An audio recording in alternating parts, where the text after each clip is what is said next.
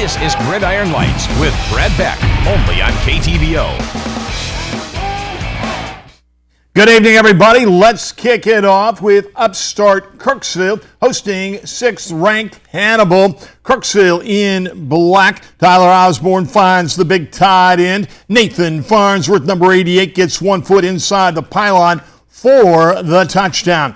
Hannibal answered with a 2-yard run by Mitchell Nichols, and we had ourselves a ball game. 6 plays later, Osborne teams up with Blake Riley, who makes the grab between 2 defenders. That made it 14-6 in favor of Kirksville. Late in the first half, it's Hannibal's Austin Luton who will pick off the pass, and Wyatt King would do the rest as he would score. Hannibal goes on to win it 33-20.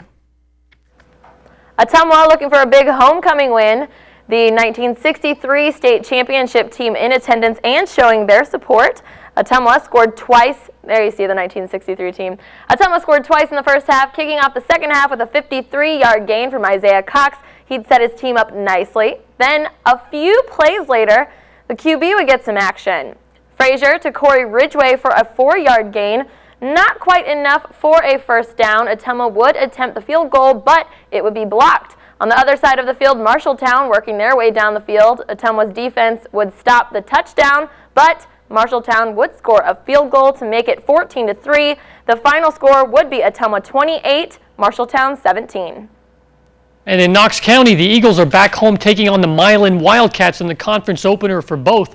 Milan comes in rested after a bye last week, and a good crowd on hand for the big game.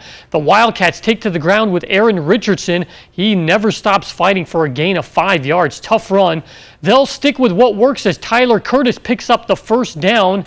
Then back to Richardson on the next play as he's pretty tough to stop, bowling over defenders. They cap it off with Curtis again. Nice moves as he shakes off a tackle and takes it all the way in for a 30-yard score as Milan takes a 17-6 lead. Donovan Edwards would try to rally the Eagles on the next possession, but not much running room with the disciplined Milan defense. Even Drew Hodge couldn't break through on the night as Milan would control the game as they win 31-6. Staying in the Tri-Rivers, Schuyler County was hosting Putnam County.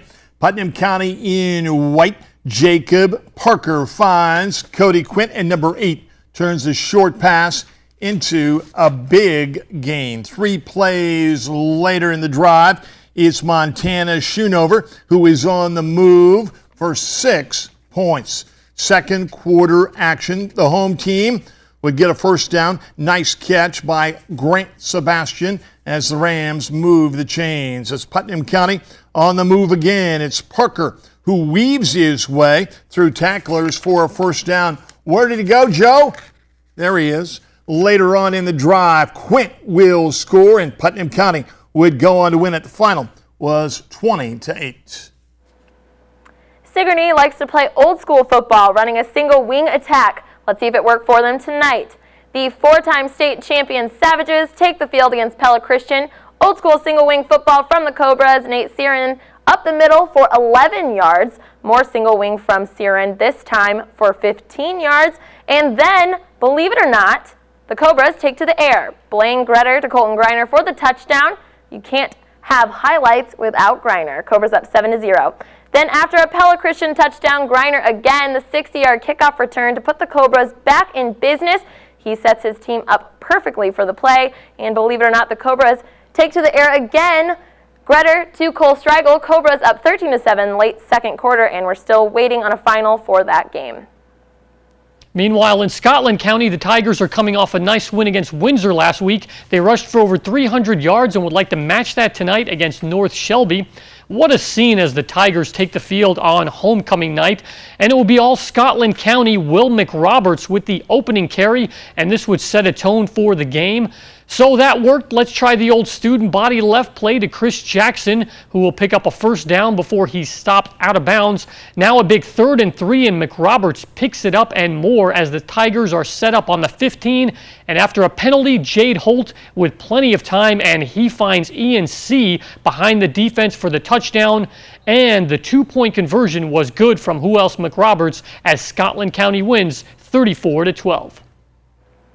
The Van Buren Warriors with 872 rushing yards on 162 carries this season. They're 2-2 and looking for their third win against New London. The Warriors QB Garrett Saunders starts our highlights with a handoff to Sheldon DeWitt for the 6-yard gain and a Warrior first down. A few plays later, Saunders tries to sneak around the left, but is sacked, and the Warriors lose a couple yards. Now New London bringing it back down the field on the 16-yard line. Tyler Shingle goes way left for the touchdown. New London goes up 6-0. Van Buren defense would stop the 2-point conversion. The final score, we are still waiting on the final score of that game.